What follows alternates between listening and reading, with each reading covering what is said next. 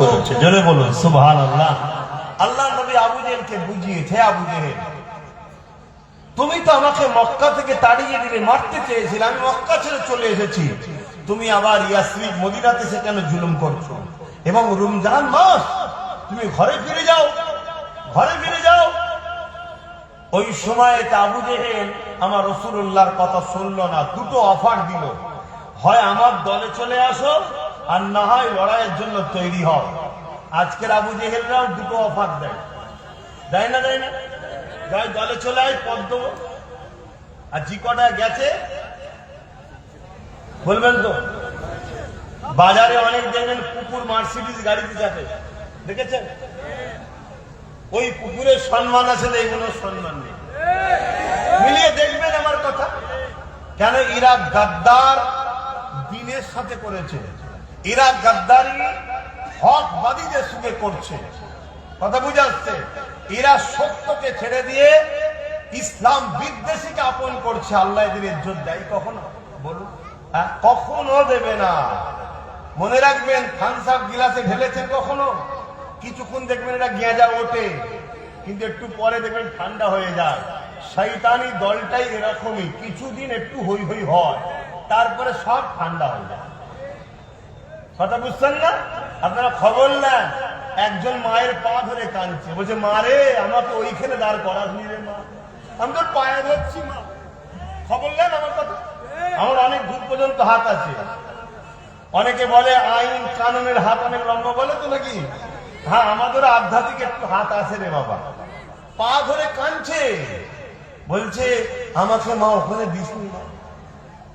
এবার জীবনের মা বলছে, আরে সে তো বলছে মা, মা বলে না? বলে না? আমার আম্মা জান হয় বলে না? বলে না? হ্যাঁ।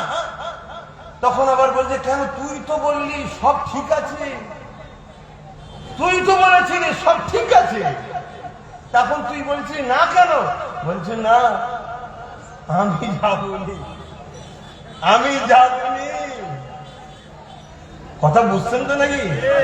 বলছে ওরা সুলতান আজগারানি হুজুরের ছেলে, যাবনি ওদের কাছে আমি।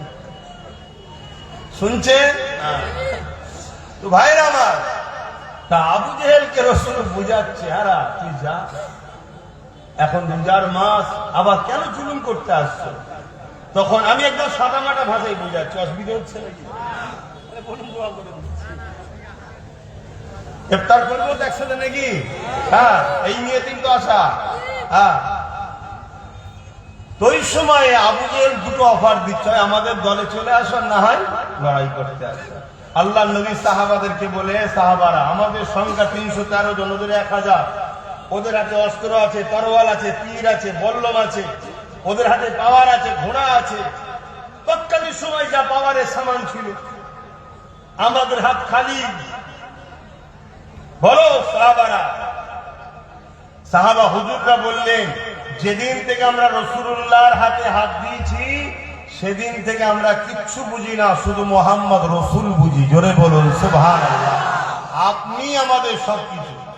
আল্লাহ নবী বললেন, বাবা সাহাবারা ওরা হলো জালিম, অত্যাচারী, খুনি, চরিত্রহীন, সন্ত্রাস।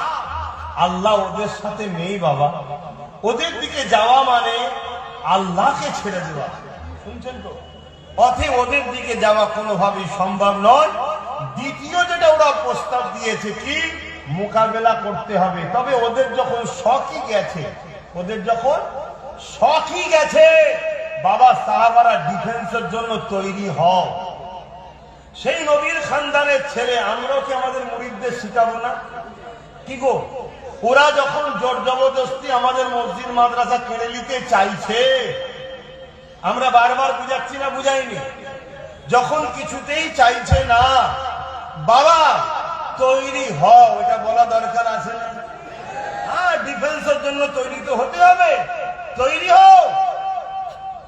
আর মনে রাখা দিও, আমাদের সামনে দুটো রাস্তা। ইমানদার তো নাকি আমরা? আর একটু কথা বলেন না, হাত তুলে দেখান। ইমানদার তো? আপনাদের কি আমার মতো কষ্ট হচ্ছে নাকি? ইমানদার তো? হ্যাঁ, ইমানদারদের সামনে দুটো রাস্তা, তিনটে নেই। নাম্বার 1 শহীদ, নাম্বার 2 গাজী। শুনছেন? নাম্বার 1 শহীদ, নাম্বার 2 গাজী। শহীদ হলেও মরতে হবে, গাজী হয়েও মরতে হবে। কিন্তু শহীদের মরণ যারা হয় তারা হলো পৃথিবীর শ্রেষ্ঠ কপালওয়ালাদের কাতারে। জোরে বলুন সুবহানাল্লাহ।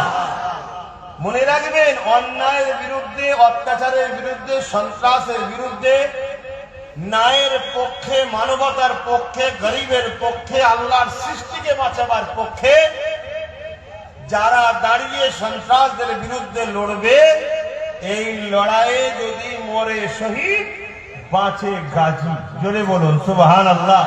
3 নম্বর কোন রাস্তা আমাদের কাছে নাই। মুনাফিকদের কাছে অনেক রাস্তা আছে, ওদের অনেক রাস্তা আছে। আজ এডালে, কাল ওডালে, পরশু ওডালে, শুধু বাঁচার জন্য জার্সি চেঞ্জ করে, বাঁচার জন্য কালার চেঞ্জ করে। মুমিনের একটাই রাস্তা, রহমানের রাস্তা। জোরে বলুন সুবহানাল্লাহ।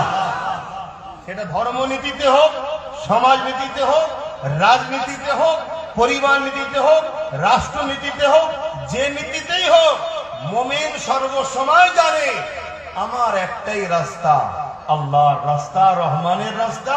আর যে রাস্তার পথ প্রদর্শক হলো মুহাম্মদ রাসূলুল্লাহ। জোরে বলুন সুবহানাল্লাহ। সেদিন ছিল ফেরাউন শয়তানের দিকে, আর মুসা নবী ছিল রহমানের দিকে। সেদিন ছিল ইব্রাহিম নবী রহমানের দিকে, আর নমরুদ ছিল শয়তানের দিকে। সেদিন ছিল আমার নবী ও নবী সাহাবারা রহমানের দিকে, Abu jail, Utba, Saiba, Umayya এরা ছিল শয়তানের দিকে। সেদিন ছিল মুসাইলামাতুল কাজ্জাব শয়তানের দিকে, আর সিদ্দিকে আকবর রহমানের দিকে। সেদিন ছিল উমারে ফারুক রহমানের দিকে, রোম সাম্রাজ্য ছিল শয়তানের দিকে। সেদিন ছিল ইমামে হোসাইন পাক কোন দিকে? জোরে বলুন, রহমানের দিকে। আর এজিদ, জোরে বলুন, শয়তানের দিকে। সেদিন ছিল আমার গরিবে নওয়াজ সুলতান হিন্দ মঈনুদ্দিন আজমিরি রহমানের দিকে, আর জালিম অত্যাচারী পৃথ্বীরাজ শয়তানের দিকে। সেদিন মুজাদ্দিদ আল-পেসানি ছিল রহমানের দিকে, আর হতভাগা আকবর ছিল শয়তানের দিকে। সেদিন মুজাদ্দিদুজ্জামান দাদা হুজুর ছিলেন রহমানের দিকে, আর ব্রিটিশ ছিল শয়তানের দিকে। মনে রেখে দিও, আজও রহমানের দিক আছে না নাই? শয়তানের দিক আছে না নাই? আব্বাস সিদ্দিকী যদি মনে হয় শয়তানের দিকে থাকা যাবে না, শুনছেন তো না? আর যদি মনে হয় যে না এরা রহমানের দিকে